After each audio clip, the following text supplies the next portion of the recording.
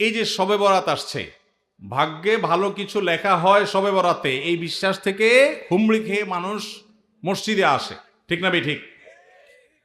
ভাগ্যে ভালো কিছু লেখা হয় কবে? একটা হলো মানুষের সৃষ্টিরও 50,000 বছরে আল্লাহ তাআলা ভাগ্য নির্ধারণ করেছেন। আরেকটা হলো প্রতি বছর যেই রাতে আল্লাহ কোরআন নাজিল করেছেন, আল্লাহ সূরা দুখানে বলেছেন সেই রাতে অর্থাৎ লাইলাতুল কদরে আল্লাহ তাআলা সব গুরুত্বপূর্ণ বিষয় ধার্য করেন।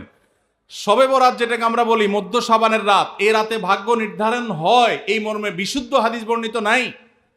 তারপরে আমরা জেনারেলি বলি ভাগ্যে যেন ভালো কিছু আল্লাহ লেখেন, আপনার নসিবে যেন ভালো কিছু আসে, আপনার রিজিকে যেন আল্লাহ বরকত দান করেন, এর জন্য বেশ কিছু আমল আমরা কোরআন হাদিসের আলোকে বলতে পারি, সাজেশন দিতে পারি। তবে তার আগে আমাদেরকে জানতে হবে যে ভাগ্য সুপ্রসন্ন হওয়া বা রিজিকে বরকত হওয়া বলতে কি বুঝায়। ভাই, রিজিকে বরকত হওয়া বলতে বুঝায় আপনি যা কামাই করবেন এর ভিতরে আল্লাহ তাআলা কল্যাণ দিবেন, যা কামাই করবেন এর ভিতরে বরকত হবে। প্রাচুর্য না, অনেক টাকা না, যা হবে এটাতে কি হবে? বরকত হবে। আমরা কি বরকত চাই না সম্পদ বেশি চাই? বরকত চাই। বরকত যদি চান, এক নম্বর হলো ঈমান এবং তাকওয়া লাগবে। আল্লাহ বলেছেন ওয়ালাউ আন্না আহলাল কুরআ আমানু ওয়াত্তাকাও লাফাতাহনা আলাইহিম বারাকাতিম মিনাস সামা। যদি কোনো জনপদের লোকেরা ঈমান আনে, আল্লাহর ভয় অন্তরে লালন করে, আল্লাহ বলেছেন আসমান থেকে বরকতের সব দুয়ার খুলে দেওয়া হবে। এজন্য ভাই, ঈমান যদি থাকে, তাকওয়া যদি থাকে, গুনাহমুক্ত জীবন গড়ার সংকল্প যদি থাকে, বরকত আসবে জীবনে। নাম্বার 2, ইস্তেগফার বেশি বেশি করলে, আল্লাহ বলেছেন সূরা নূহের মধ্যে, যদি কেউ ইস্তেগফার করে, নূহ আলাইহিস সালাম তার জাতিকে বলেছেন ফাকুল তুস্তাগফিরু রাব্বাকুম ইন্নাহু কানা গাফফারা ইউরসিলিস সামাআ আলাইকুম মিদরারা ওয়া ইমদিদুকুম বিআমওয়ালিন ওয়া বানিন ওয়া ইয়াজআল লাকুম জান্নাতিন ওয়া ইয়াজআল লাকুম আনহারা। আল্লাহ নবী নূহ আলাইহিস সালাম বলেছেন আমি আমার জাতিকে বলেছি তোমরা আল্লাহর কাছে ইস্তেগফার করো, ক্ষমা প্রার্থনা করো। বেশি বেশি ইস্তেগফার করলে আল্লাহ তাআলা রিজিকের মধ্যে বারাকা দিবেন, অভাব দূর করবেন, সম্পদে এবং আল্লাহ তাআলা বরকত দান করবেন। তাহলে 2 নম্বর আমল হলো ইস্তেগফার করা, রিজিকে বরকত হবে ইনশাআল্লাহ। নাম্বার 3, শুকর আদায় করা। আল্লাহ বলেছেন লা ইন শাকারতুম লা আযীদান্নাকুম।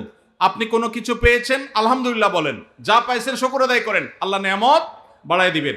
নাম্বার 4, দান সাদাকা করা। আল্লাহ তাআলা বলেছেন ইয়ামহাকুল্লাহুর রিবা ওয়া ইউরবিস সাদাকাত। আল্লাহ সুদকে ধ্বংস করবেন, তবে সাদকা এবং দান এটাকে আল্লাহ তাআলা বাড়িয়ে দিবেন। এই জন্য কেউ যদি দান করে আল্লাহ তাআলা তাকে কি দেন? বরকত দান করেন তার রিজিকে। তারপরে 5 নম্বর হলো আত্মীয়তার সম্পর্ক রক্ষা করা। নবীজি সাল্লাল্লাহু আলাইহি সাল্লাম বলেছেন মান সাররাহু আন ইউবসাতা লাহু ফি রিজকিহি আও ইউনসালাহু ফি আথারিহি ফালিয়াসিল রাহিমা। যে ব্যক্তি চায় তার আত্মীয়তার সম্পর্কে, যে ব্যক্তি চায় তার হায়াতে বরকত হোক, তার রিজিকে বরকত হোক, সে যেন আত্মীয়তার সম্পর্কের সাথে সম্পর্ক ভালো রাখে, আত্মীয়দের সাথে, অর্থাৎ রক্ত সম্পর্কে আত্মীয়দের সাথে যেন সম্পর্ক কানেক্টেড রাখে, বিচ্ছিন্ন না করে, তাহলে তার রিজিকে এবং হায়াতে বরকত হবে। এবং সর্বশেষ আরেকটা আমল বলতে চাই, সেটা হলো খাবারের ক্ষেত্রে একত্রিত হয়ে বসে খাবার খাওয়া। এই সুন্নত আমাদের সমাজ থেকে বিদায় হয়ে গেছে, আমরা অনেকে জানি না।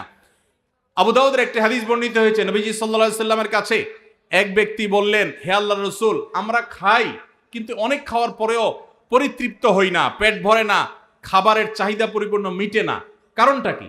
নবীজি সাল্লাল্লাহু আলাইহি সাল্লাম বলেছেন তোমরা সম্ভবত আলাদা আলাদা প্লেটে খাও, আলাদা আলাদা সিঙ্গেল খাও। তখন নবীজি সাল্লাল্লাহু আলাইহি সাল্লাম বলেছেন তোমরা সবাই একসাথে খানা খাবে, আল্লাহ তাআলা তোমাদের খাবারে বরকত দান করবেন। একসাথে খানা খাবে এবং বিসমিল্লাহ বলে খাবে, এই 2টা কাজ করলে আল্লাহ তাআলা তোমাদের খাবারে বরকত দান করবেন। এজন্য ভাইরা, বাসা বাড়িতে এক প্লেটে স্বামী স্ত্রী 2জন আছেন, এক প্লেটে খাবেন। বাচ্চাদেরকে নিয়ে বড় প্লেট নিয়ে খানা খাবেন, এটা সুন্নত। নবীজি সাল্লাল্লাহু আলাইহি সাল্লাম উৎসাহ দিয়েছেন, কিন্তু আমাদের সমাজ থেকে এটা এখন হারিয়ে গেছে, নাই বললে চলে। আমরা সবাই যার যার মতো খানা খাই। এজন্য এই কাজটাও আমাদের আমলে, আমাদের রিজিকে, আমাদের হায়াতে বরকত এনে দিবে ইনশাআল্লাহ। স্পেশাল এবং বিশেষ একটা আমল আছে, আর সে আমলটা হলো এই মাসে বেশি বেশি নফল রোজা রাখা। প্রিয় নবী সাল্লাল্লাহু আলাইহি সাল্লাম সম্পর্কে তার সহধর্মিনী আয়েশা সিদ্দিকা রাদিয়াল্লাহু তাআলা আনহা তিনি বর্ণনা করেছেন যে কানান নবী সাল্লাল্লাহু আলাইহি সাল্লাম ইয়াসুমু শাবানা ইল্লা কালিলা।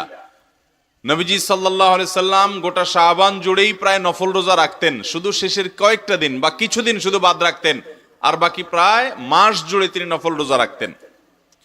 রমজানের যে রোজা আসছে ওই রোজাগুলো হলো ফরজ। রমজানের সিয়াম যেগুলো ফরজ, তার আগে কিছু সুন্নত সিয়াম আছে আর শেষে কিছু সুন্নত সিয়াম আছে। আগে কিছু নফল, পরে কিছু নফল রোজা আছে।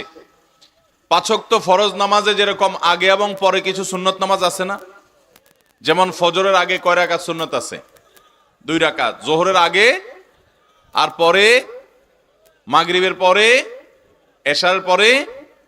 তাহলে এই যে পাঁচ ওয়াক্ত নামাজের আগে এবং পরে আবার কিছু সুন্নত নামাজ আছে, এগুলো কেন? এগুলোর একটা উদ্দেশ্য হলো মূল যে আয়োজন, মূল যে সালাত নামাজ, ওইটার আগে একটু রিহার্সেল করা, চর্চা করা, অনুশীলন করা, যাতে করে মূলটা সুন্দর করে করা যায়। অথবা মূলটাতে যদি কোনো ঘাটতি থাকে, যাতে করে সুন্নত বা এক্সট্রা নফলটা দিয়ে ফরজের ঘাটতি পূরণ হয় কিয়ামতের ময়দানে। এটাও একটা উদ্দেশ্য, এবং আরো বিভিন্ন উদ্দেশ্য এই সুন্নত নামাজগুলোর আছে। তো পাঁচ ওয়াক্ত ফরজ নামাজের আগে পরে যেরকম সুন্নত নফল নামাজ আছে, ঠিক একইভাবে রমজানের ফরজ রোজার আগে কিছু রোজা আছে, পরে কিছু রোজা আছে।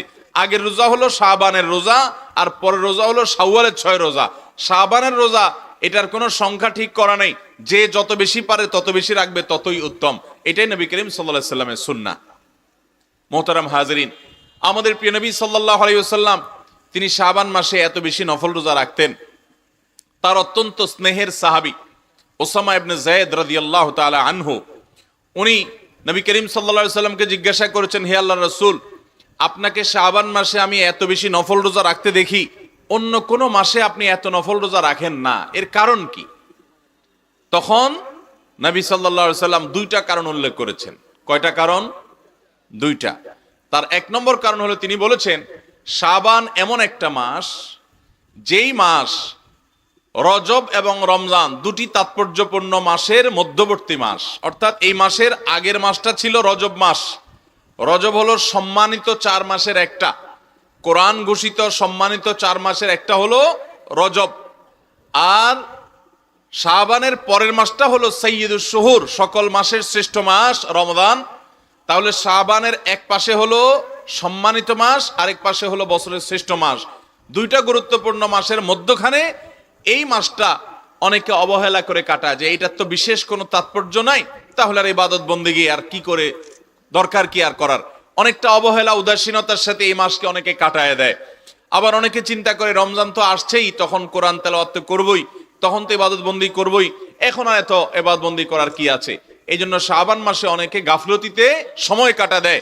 আর যে সময়টাতে মানুষ গাফেল থাকে, উদাসীন থাকে, অবহেলা করে, যে সময়টার ব্যাপারে মানুষ যত্ন নেয় না, ওই সময়টাতে ইবাদত করার একটা বিশেষ গুরুত্ব আছে, বিশেষ তাৎপর্য আছে। এই জন্য আমি এই মাসে বেশি বেশি নফল রোজা রাখি। একটা কারণ জানলেন, এবং সেই সাথে এও জানলেন যে আমলটাতে বা যে সময়টাতে মানুষ গাফেল থাকে, মানুষ ইবাদত বন্দেগী করে না, উদাসীন থাকে, অলস কাটায়, ওই সময়তে ইবাদতের গুরুত্ব একটু বেশি। একটা মানুষ, তাকে সবাই সালাম দেয়, আপনিও সালাম দিলেন, সওয়াব পাবেন। আরেকজনকে কেউ সালাম দেয় না, একজন রিকশাওয়ালা মানুষ, একজন দিনমজুর খেটে খাওয়া মানুষ, তাকে যদি আপনি, অন্য কেউ যেহেতু সালাম দেয় না, আপনি গিয়ে তাকে যদি সালাম দেন এই নিয়তে যে এই লোকটাকে কেউ সালাম দেয় না, অবহেলা করে, এই জন্য আমি তাকে গিয়ে সালাম দিলাম, ইনশাআল্লাহ এটার কারণে আপনি অতিরিক্ত সওয়াব পাবেন। একটা মানুষকে সবাই দান করে, আরেকজনকে কেউ দান করে না, যাকে দান করে না আপনি গিয়ে তাকে দান করলেন, এর কারণে আল্লাহর কাছে আপনি অতিরিক্ত সওয়াব পাবেন। মোহতারাম হাজরিন, ঠিক একইভাবে ভোর রাতে যখন মানুষ সবাই ঘুমায় থাকে, অলস থাকে, ওই টাইমে কেউ যদি উঠে তাহাজ্জুদের নামাজ পড়ে, রোনাজারি করে, চোখের পানি ফেলে, দোয়া করে, কান্নাকাটি করে, সেজদায় লুটিয়ে পড়ে, আল্লাহর সাথে কথা বলে, তো দিন এবং রাত অন্য যে কোনো সময় ইবাদতের চাইতে শ্রেষ্ঠ ইবাদত হয় এটা। আল্লাহর সবচেয়ে কাছাকাছি যাওয়া যায়, সবচেয়ে বেশি নিজের কথাগুলোকে পেশ করা যায় ভোর রাতে তাহাজ্জুদের সময়।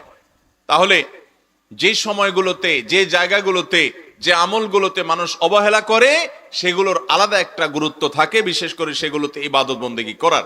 এই হাদিস থেকে আমরা জানলাম নবী করিম সাল্লাল্লাহু আলাইহি সাল্লাম এই মাসে বেশি বেশি নফল রোজা কেন রাখতেন। তার দ্বিতীয় কারণ বলেছেন তিনি, যাকা শাহরুন তুরফাউ ফীহিল আমালু ইলা রাব্বিল আলামিন ফাউহিব্বু আন ইউরফা আমালি ওয়া আনা সাইম। তিনি বলেছেন, শাবান মাসে বান্দার আমলনামা আল্লাহর কাছে ফেরেশতারা পেশ করেন, তো আমি চাই আমার আমলনামা যখন পেশ করা হবে, আল্লাহর সামনে যখন উপস্থাপন করা হবে, ওই সময়টাতে আমি যেন রোজাদার থাকি, আমার রোজা অবস্থায় আমলনামা পেশ হোক, এটা আমি পছন্দ করি, ভালোবাসি। কারণ ডিউটি কর্তরত অবস্থায় যদি মালিক দেখে ফেলে, তাহলে শ্রমিকের ভালো লাগবে, ঠিক একইভাবে আমার মালিকের কাছে আমার আমলনামা পেশ করা হচ্ছে, ওই টাইমে যদি আমি রোজা অবস্থায় থাকি তো আল্লাহ তাআলা আমার আমলনামা রহমতের সাথে দেখবেন, অনুগ্রহের সাথে দেখবেন, তার রহমত আমি লাভ করব। এই আশা আমি এই মাসে নফল রোজা রাখি। তাহলে নবী করিম সাল্লাল্লাহু আলাইহি সাল্লাম শাবানে নফল রোজা বেশি রাখতেন। তার প্রথম কারণ হলো যে এই মাসের আগের এবং পরের দুইটা মাস গুরুত্বপূর্ণ, মাঝখানে অবহেলা করে মানুষ, এই জন্য উনি বেশি বেশি গুরুত্ব দিয়ে রোজা রাখতেন। আর দ্বিতীয় হলো এই মাসে বান্দার বা আমলের বাৎসরিক প্রতিবেদন ফেরেশতারা জমা দেয়। বাৎসরিক প্রতিবেদন প্রতি সপ্তাহের সোমবার বৃহস্পতিবার এই দিনগুলোতে সাপ্তাহিক প্রতিবেদন জমা দেয় বান্দার আমলনামার। আর প্রতিদিন সকাল এবং সন্ধ্যায় দৈনিক প্রতিবেদন জমা দেওয়া হয় বান্দার আমলনামার। তাহলে আমাদের সমস্ত আমলনামা, ভালো কাজ কিংবা মন্দ কাজ যাই করি না কেন, এটা আল্লাহর সামনে পেশ করেন ফেরেশতারা 3 দফায়: প্রাত্যহিক, প্রাত্যহিক, সাপ্তাহিক এবং বাৎসরিক। প্রাত্যহিকটা সকাল এবং সন্ধ্যায়, রাতের ফেরেশতারা সকালে গিয়ে আল্লাহর কাছে জমা দেন, সকালে আসা ফেরেশতারা সারাদিন থেকে সন্ধ্যায় গিয়ে আল্লাহর কাছে জমা দেন, আর সারা রাত থাকা ফেরেশতারা সকালে গিয়ে জমা দেন। আর সাপ্তাহিক যারা আছেন তারা সোমবার বৃহস্পতিবারে জমা দেন। এই জন্য নবী করিম সাল্লাল্লাহু আলাইহি সাল্লাম ওই যে আমল জমা দেওয়ার সময়টাতে ইবাদতবন্দি করতেন, সকাল সন্ধ্যা জিকির আজকার করতেন। আল্লাহ কোরআনে বলেছেন ওয়াসাব্বিহুহু বুকরাতাও ওয়া আসীলা, সকাল এবং সন্ধ্যায় তোমরা আল্লাহর তাসবিহ পাঠ করো। কারণ ওই যে ফেরেশতাদের ডিউটি বদলের সময়, আমলনামা জমা দেওয়ার সময় সোমবার বৃহস্পতিবার নবী সাল্লাল্লাহু আলাইহি সাল্লাম রোজা রাখতেন। কেন রাখতেন? সোমবারের ব্যাপারে তিনি বলেছেন যাকা ইয়াউমুন বুলিদতু ফি, এই দিনে আমার জন্ম হয়েছে সেজন্য আমরা রোজা রাখি। তার জন্মদিনে তিনি রোজা রাখছেন, আর আমরা আমাদের জন্মদিনে আরো বেশি করে খাই। নবী করিম সাল্লাল্লাহু আলাইহি সাল্লাম সোমবার বৃহস্পতিবার 2 দিন সপ্তাহে রোজা রাখতেন। কেন? তিনি বলেছেন কারণ সারা সপ্তাহের আমলনামা এই 2 দিন পেশ করা হয়। শাবান মাসে তিনি বেশি রোজা রাখতেন, যে মাসটাতে আমরা এখন আছি। কেন? তার উত্তরে তিনি বলেছেন যে সারা বছরের আমলনামা পেশ। এজন্য ভাইরা আমার, এই শাবান মাসে একজন মুসলমান হিসাবে আমাদের জন্য সবচেয়ে বড় কর্মসূচি হবে এই মাস জুড়ে আমরা বেশি বেশি নফল রোজা রাখবো ইনশাআল্লাহ। চেষ্টা করবো তো ইনশাআল্লাহ। ভাইরা আমার, প্রিয় নবী সাল্লাল্লাহু আলাইহি ওয়াসাল্লাম এই মাসে অনেক বেশি নফল রোজা রাখতেন। আমাদের উচিত সেই চেষ্টা করা। এটা হলো এই মাসের আমল। হঠাৎ করে আপনি রমজানের রোজা যদি শুরু করে দেন, হঠাৎ করে চাঁদ উঠলো, আজকে চাঁদ উঠলো, কালকে রমজান শুরু হলো, আপনি রোজা শুরু করে দিয়েছেন, তো আপনার খাদ্য অভ্যাসে একটা পরিবর্তন হবে। সারাদিন বা সারা বছর আপনি যেভাবে খাদ্য অভ্যাস ছিল আপনার, হঠাৎ করে 1 মাসের জন্য পুরো খাদ্য অভ্যাস পরিবর্তিত হয়ে যাবে। অনেকে অসুস্থ হয়ে পড়ে, কারণ নতুন খাদ্য অভ্যাসের সাথে নতুন যে তার শিডিউল থাকে, রুটিন থাকে দৈনন্দিনের, সেটার সাথে সে অভ্যস্ত হতে পারে না। শুরুতে ম্যাচ করতে করতে কষ্ট হয়ে যায়, তো ইবাদত বন্দেগীও করতে পারে না, পেট খারাপ হয়, অসুখ হয়, জ্বর হয়। এই জন্য আগে থেকে যদি আপনি এই মাসের শাবান মাস থেকে কিছু কিছু নফল রোজা রাখা শুরু করেন, তাহলে আপনার একটা অভ্যাস গড়ে উঠবে, রমজান রোজা রাখাটা সহজ হবে। এই জন্য নবী করিম সাল্লাল্লাহু আলাইহি সাল্লাম শাবান মাসে বেশি বেশি নফল রোজা রাখতেন। চেষ্টা করবো তো ইনশাআল্লাহ। তবে শাবানের শেষের দিকে রোজা রাখা অপছন্দনীয়, বিশেষ করে একেবারে শেষের দিন। কারণ হলো রমজান আসছে, তার আগেও রোজা রাখছেন, রমজানেও রোজা রাখছেন, মাঝে কোনো ব্যবধান যদি না থাকে তাহলে রমজানের রোজার আলাদা কোনো গুরুত্ব, আলাদা কোনো ফিলিংস আপনার মধ্যে থাকবে না। এই জন্য শেষের দিনগুলোতে রোজা রাখবেন না। শাবানের শেষের দিনগুলোতে খাওয়া দাওয়া করবেন দিনের বেলায়, এরপর রমজান রোজা রাখবেন। তাতে রমজান রোজার আলাদা একটা ফিলিংস আপনার মধ্যে অনুভব হবে, আলাদা একটা ভালো লাগা আপনার মধ্যে কাজ করবে। অতএব শাবান মাসে নফল রোজা বেশি বেশি রাখবো তো ইনশাআল্লাহ। এছাড়া আমাদের মায়েরা যারা ফরজ রোজা ভাঙতি আছে গত বছরের, এবছর শাবানের মধ্যে সেগুলো রেখে ফেলবেন। আমরা পুরুষরা যারা অসুস্থতার কারণে, সফরের কারণে রোজা ভাঙা গেছে, সেগুলো আমরা শাবানের মধ্যে রেখে ফেলবো। আমরা জানি আয়েশা রাদিয়াল্লাহু তাআলা আনহা, তিনি তার ভাঙতি রোজা এই শাবান মাসে রাখতেন। এর আগে কেন রাখতেন না? কারণ নবী করিম সাল্লাল্লাহু আলাইহি সাল্লাম তার সাথে ছিল, এবং স্বামীর সাথে থাকার কারণে তার হক আদায় করার প্রয়োজন থাকতে পারে, সেই কারণে তিনি রোজা রাখতেন না। কত দায়িত্ববান ছিলেন স্বামীর প্রতি। এবং সেই সাথে শাবানে এসে নবী করিম সাল্লাল্লাহু আলাইহি সাল্লাম নিজেই গোটা মাস জুড়ে যেহেতু নফল রোজা রাখতেন প্রায়, এই জন্য এই সুযোগে তিনি তার ফরজ রোজাগুলো রেখে ফেলতেন। অতএব আমাদের যাদের ভাঙতি রোজা আছে, ফরজ রোজা আছে আগের বছরের, এই শাবানের মধ্যে আমরা সেগুলো রেখে ফেলবো। তাছাড়া শাবানের রোজা বলছে শেষের দিনগুলোতে রোজা রাখবো না, এবং শাবান মাসে এসে রমজানের প্রস্তুতি গ্রহণ করব ভালোভাবে, যাতে করে রমজানকে সঠিক এবং সুন্দরভাবে কাটানো যায়। সবাই চেষ্টা করবো তো ইনশাআল্লাহ। তাহলে এই শাবান মাসের যে দিনগুলো আছে, আসুন এখন থেকে চেষ্টা করি এবং নিয়ত করি অন্তত 2-4-5টা রোজা করে হলেও রাখা শুরু করে। নবী করিম সাল্লাল্লাহু আলাইহি সাল্লাম যে মাসের প্রায় পুরাটুকু রোজা রাখছেন, সেখানে আমরা গোটা মাসে 2-4টা রোজাও রাখবো না, এটা কত দুঃখজনক বিষয়। আল্লাহ আমাদের সবাইকে আমলের তৌফিক দান করুন। নবী করিম সাল্লাল্লাহু আলাইহি ওয়াসাল্লামের এই শাবানের রোজার বিষয়ে একটা নয়, দুইটা নয়, বহু হাদিস বর্ণিত হয়েছে। আম্মা আয়েশা রাদিয়াল্লাহু তাআলা বর্ণিত আরেকটি হাদিস আছে, তিনি বলেছেন, আমি নবী করিম সাল্লাল্লাহু আলাইহি ওয়াসাল্লামকে কখনো দেখি নাই ইস্তাকমালা সিয়ামা শাহরিন ইল্লা রমাদান, রমজান ছাড়া পুরা মাস রোজা রাখতে তাকে কখনো দেখি নাই, এবং সবচাইতে বেশি রোজা রাখতে আমি তাকে শাবান ছাড়া কোনো মাসে দেখি নাই। অন্য আরেকটা হাদিস অবশ্য আছে যে নবী সাল্লাল্লাহু আলাইহি ওয়াসাল্লাম বলেছেন, আফদালুস সিয়ামি বাদা রমাদান শাহরুল্লাহিল মুহাররম, রমজানের পরে আল্লাহর কাছে সবচাইতে উত্তম রোজা হলো আল্লাহর মাস মুহররম মাসের রোজা। তো এই জন্য উলামায়ে কেরাম এই দুই হাদিসের মধ্যে সমন্বয় করে বলেছেন যে শাবানই হলো সবচাইতে উত্তম নফল রোজার জন্য। নবী করিম সাল্লাল্লাহু আলাইহি ওয়াসাল্লাম ওইটার ফজিলত বলেছেন, কিন্তু সেটার উপর আমল করার সুযোগ পান নাই, দুনিয়া থেকে চলে গেছেন। কিন্তু ওইটার পরে শাবানের রোজা হলো নফল রোজার জন্য সবচেয়ে আদর্শ এবং গুরুত্বপূর্ণ মাস। আমরা অনেকে আছি যারা একটা রোজাও গোটা শাবানে রাখার সুযোগ হয়নি, এখনো পর্যন্ত শাবানে কয়েকটা দিন চলে গেছে, একটা রোজাও যারা শাবান উপলক্ষে রাখছেন, সোমবার বৃহস্পতিবার উপলক্ষে না, সেটা তো সাপ্তাহিক সারা বছরের, শুধু শাবান উপলক্ষে যারা নফল রোজা রাখছেন, এরকম কেউ থাকলে একটু হাত তোলেন দেখি। কেউ আছেন? কে আছেন গো? মাশাআল্লাহ, দাঁড়ান একটু, আপনারা একটু দেখুক সবাই। আপনি রোজা রাখছেন কবে? গতকালকেও ছিলেন, এর আগের দিনও ছিলেন, মাশাআল্লাহ, শাবান উপলক্ষে, মাশাআল্লাহ। আর সামনে কে আছেন? আপনি সামনে আসেন, আপনার একটু পুরস্কার দেব। এই ভাই, এই শাবান উপলক্ষে, আজকে শাবানের শুরুর কয়েক তারিখে, হয়তো 6-7 তারিখ হবে, তো এই শাবানের এই কয়েকটা দিনের মধ্যে শাবান মাস উপলক্ষে রোজা রাখছেন আর কেউ আসেননি? আপনি রাখছেন? কয়টা রাখছেন? 5টা রাখছেন? কি বলে, তারিখই তো আজকে 6 না 7? 8 তারিখ, মাশাআল্লাহ, 5টাই রাখছেন, আজকে আসেননি। আপনারা জিজ্ঞেস করতে পারেন, হুজুর আপনি ওয়াজ করতেছেন, আপনি রাখছেননি? আমি রাখছি আলহামদুলিল্লাহ। আজকে রাখতে পারি না, শরীরটা খারাপ, না হলে রাখার নিয়ত ছিল, শরীরটা খুব অসুস্থ লাগতেছে, এই জন্য রাখতে পারি নাই, কিন্তু আমি রাখছি আলহামদুলিল্লাহ। আমি আমার মসজিদে জুমার নামাজের সময় গত সপ্তাহে বলে দিছি যে আগামী জুমার সময় সব মুসল্লিদের হিসাব নেব, কারা কারা রোজা রাখছেন রাখেন নাই। শুধু আমাদের দিয়া খাটায়া ওয়াজ করলে হবে না, আমল করা লাগবে না? তাহলে আপনারা রাখবেন ইনশাআল্লাহ? রোজা রাখলে কি মরে যাবেন? মরে যাবেন না, হিম্মত করেন, না খেয়ে মানুষ এত সহজে মারা যায় না। রোজা রাখলে আপনার স্বাস্থ্যের জন্য ভালো, অতিরিক্ত চর্বিগুলো গলে যায়, মানুষ সুস্থ থাকে। নবী করিম সাল্লাল্লাহু আলাইহি ওয়াসাল্লাম মাসে 3টা রোজা রাখতেন। এখন ডাক্তাররাও বলে যে প্রতি মাসে কয়েকটা দিন অবশ্যই ফাস্টিং করা উচিত। ডাক্তাররা ফাস্টিং করতে বললে তখন ঠিকই করেন, নবীজি রোজা রাখতে বললে, সিয়াম পালন করতে বললে তখন করেন না। সুন্নাত এবং নবী সাল্লাল্লাহু আলাইহি ওয়াসাল্লামের বাতানো লাইফস্টাইলের মধ্যে আমাদের কল্যাণ এবং উপকার আছে। আমাদের স্বাস্থ্য, আমাদের মনন, আমাদের ঈমান, আমাদের তাকওয়া সবকিছু ভালো থাকবে সুন্নাহ মেনে চললে। মেনে চলবো তো ইনশাআল্লাহ?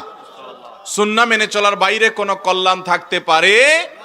নবী সাল্লাল্লাহু আলাইহি ওয়াসাল্লাম আমাদেরকে পেট ভরে খেতে নিষেধ করেছেন, পেটের মধ্যে 1 ভাগ খাদ্য, 1 ভাগ পানীয়, আরেক ভাগ খালি রাখতে বলছেন।